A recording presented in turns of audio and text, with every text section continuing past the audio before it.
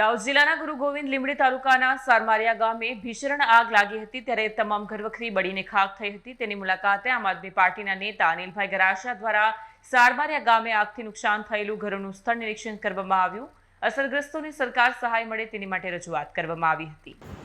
દાહોદ જિલ્લાના ગુરુ ગોવિંદ લીંબડી તાલુકાના સારમારિયા ગામે ભીષણ આગ લાગી હતી ત્યારે તમામ ઘરવખરી સામાન બળીને ખાખ થઈ ગયો હતો।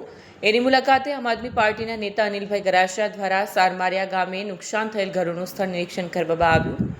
આશરે અઠવાડિયા અગાઉ સારમારિયા ગામે અચાનક રાત્રે આગ લાગવાથી વિકરાળ રૂપ લીધું અને સામાન્ય મહેનત મજૂરી કરીને પોતાનું ગુજરાન ચલાવતા પરિવાર આશરે 21 જેટલા સભ્યો સાથે 4 ભાઈઓ પરેશભાઈ હરસિંહભાઈ ભુરિયા, સુરેશ હરસિંહ ભુરિયા, પ્રવીણ હરસિંહ ભુરિયા અને રમેશ હરસિંહ ભુરિયા સંયુક્ત કુટુંબ સાથે રહે છે।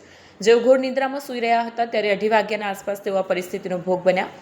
તમામ મિલકત બળીને ખાખ થઈ ગઈ છે, જેઓનો મહત્વના ડોક્યુમેન્ટ કેટલીક અને અનાજને ઢોર માટેનું ખાસ કરીને મોટી માત્રામાં આર્થિક નુકસાન થયું છે।